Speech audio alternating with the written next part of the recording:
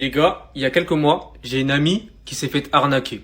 Et quand elle m'a raconté son histoire, je me suis bien foutu d'elle et je me suis demandé comment en Big 2023, des Encore aujourd'hui, des milliards de personnes se font arnaquer sur Internet. Dans un monde où tout semble à portée de main, les pièges se multiplient et deviennent de plus en plus sophistiqués. Alors, comment éviter de tomber dans le panneau et protéger son portefeuille des escrocs modernes? Plongeons ensemble dans ces histoires pour mieux comprendre et se prémunir. gens pouvaient encore se faire avoir, se faire arnaquer. Du coup, je vais vous expliquer comment je me suis fait arnaquer 200 euros. Vous pouvez pas savoir à quel point j'ai la haine contre moi-même. Parce que dans cette histoire-là, j'ai vraiment été bête. De base, moi je suis pas un fan d'ensemble. Mais ça fait un moment que je vois passer dans mes pour toi l'ensemble Nocta de Drake. Et plus je le voyais, plus j'avais envie de le prendre. Et là, je pense que c'était avant-hier, je regardais la story de Sandy et elle avait l'ensemble. Donc je me suis dit, c'est un signe. J'ai répondu à la story et je lui ai demandé où elle l'avait pris. Elle m'a dit qu'elle l'a pris directement sur le site Nocta. Donc je me suis dit, vas-y, je vais sur internet, j'écris Nocta. Et là, je vois, l'ensemble, il est à 200 euros. Là, vous vous dites tous, mais Hassan, t'es bête ou quoi? Oui, j'ai pris l'ensemble. Jusque là, pour moi, tout était normal. J'avais toujours pas compris. Les gars, ce matin, je me réveille, je vais sur mon appli bancaire, je vois le nom de l'achat, c'est ça.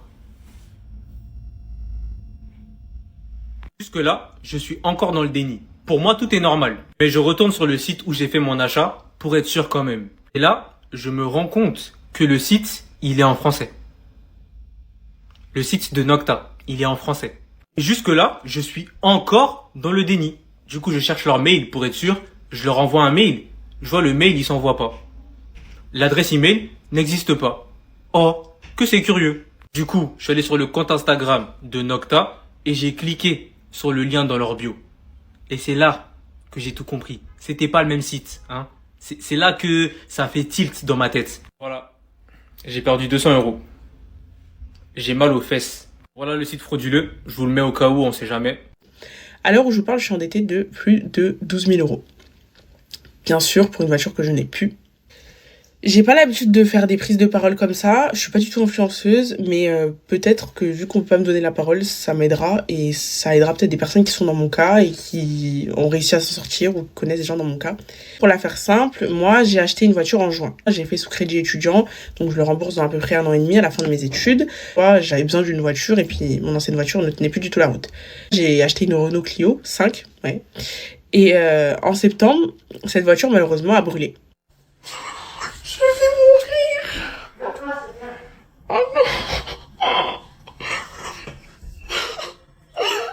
Il s'est avéré que la voiture a été brûlée volontairement. Donc c'est un incendie criminel.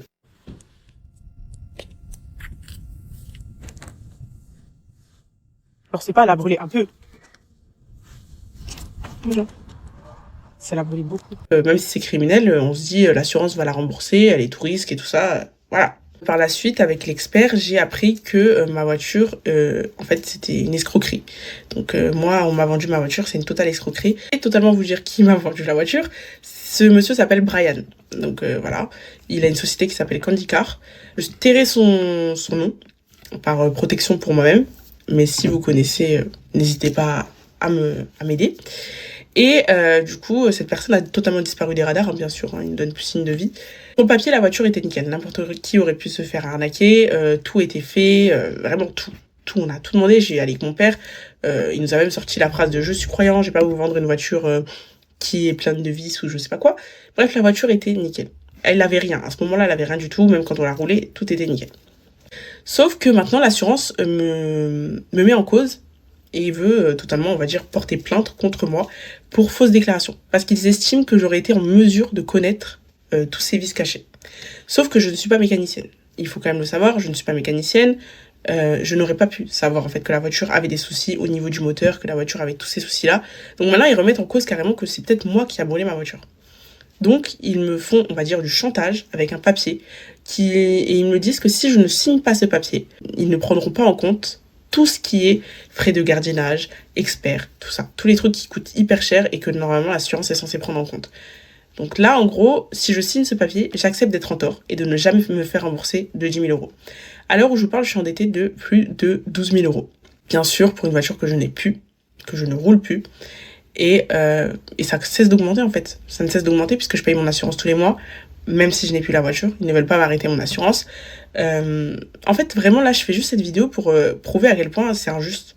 C'est injuste parce que j'ai 21 ans, j'ai été victime d'escroquerie, et maintenant, on me met en cause moi, et on me menace que si je ne signe pas ce papier, eh ben, je vais devoir, en fait, payer.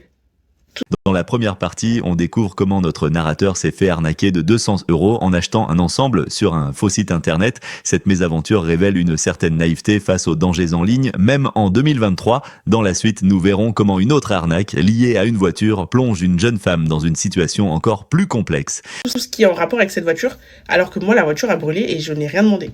Donc, en fait, c'est vraiment une réelle injustice. Donc, c'est pour ça, en fait, je ne fais pas cette vidéo dans un but de lucratif où je veux de l'argent ou quoi. Non, je veux juste des conseils ou des personnes qui ont été dans ce cas-là, qui peuvent m'aider, qui peuvent me trouver en fait des solutions pour que je me sorte de là, parce que en fait c'est mon dernier recours.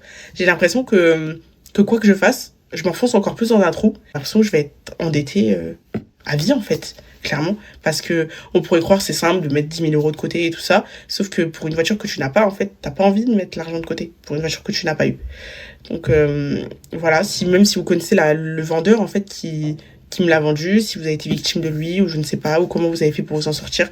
Voilà, là je cherche juste des réponses et l'assurance ne veut vraiment rien savoir. Ils ne veulent pas me rembourser. Pour eux, c'est ma faute. J'aurais dû savoir tout ça. Et maintenant, sur 10 000 € que j'ai versé dans la voiture, on veut me donner 0. Voilà. Mais bon, la vie est belle. Attention, si vous utilisez le mode de paiement sans contact, vous devez vous méfier impérativement de cette nouvelle arnaque au scotch. Qui dit nouvelle année dit nouvelle arnaque. Elle a fait son apparition sur les bornes de retrait. Par exemple, si vous voulez acheter un ticket de transport, eh bien, il y aura un morceau de scotch collé sur cette borne. Et derrière ce détail bien banal, l'usager peut penser qu'il s'agit d'un dysfonctionnement de la machine. Mais derrière vous, il y aura un escroc qui va mémoriser justement votre code bancaire. Comme le mode sans contact est caché, vous allez logiquement insérer votre carte bancaire et saisir votre code secret. L'objectif est clair à ce moment-là, il est derrière vous, il vous observe et il mémorise donc votre code de carte bancaire pour ensuite vous la dérober. Le temps que vous fassiez opposition auprès de votre banque, la personne aura peut-être déjà effectué quelques transactions. Si vous êtes face à cette situation, la première chose à faire, c'est de ne pas utiliser justement le distributeur et de contacter un agent qui sera juste à proximité dans les plus brefs délais. C'est une grosse arnaque, donc vraiment arrêtez. C'est une grosse arnaque pour moi, donc arrêtez de faire ça, arrêtez d'y donner de l'argent. Parce que je vous dis que derrière, il n'y a pas forcément les résultats. Je parle en connaissance de cause parce que j'ai fait l'expérience et je vous explique tout. Parce que vous savez que dans ce compte-là, je dis tout ce qui est vrai, tout ce qui est pas vrai. Rien à faire de ce que disent les gens, de ce que pensent les gens. Mais je suis honnête. Voilà. Je vous parle de ça. Est-ce que ça parle à quelqu'un? Une pochette avec marqué ça. Est-ce que ça parle? Donc, il y a à peu près 1 an et demi de ça, j'ai pris une cure que j'ai, bien sûr, que mon mari m'a offert, qui a coûté plus de quand même 1 000 €, soi-disant pour enlever la cellulite. Parce qu'à la base, ça sert à enlever la cellulite. Et donc à s'affiner, à maigrir, etc. Franchement, résultat, 0.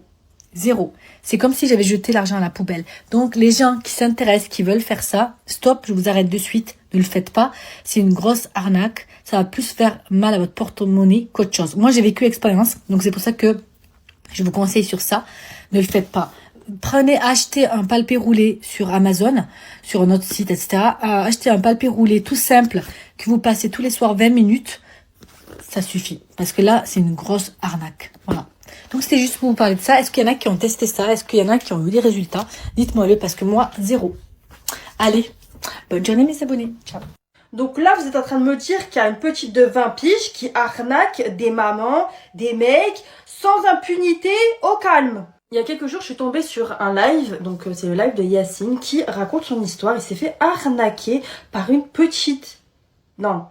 Et apparemment, ça fait des années qu'elle fait ça. Comment est-ce que ça se passe? Donc la petite, elle loue un Airbnb pendant quelques jours. Elle va faire le double des clés, elle va en faire plusieurs. Elle va faire visiter le Airbnb à des gens. Donc ça va être des mamans, des familles, bref, des gens. Pour qu'après, elle fasse signer le bail. Elle demande du coup une somme genre 1700 €, il me semble, enfin tout ce qu'il faut voilà pour commencer à rentrer dans ton chez toi.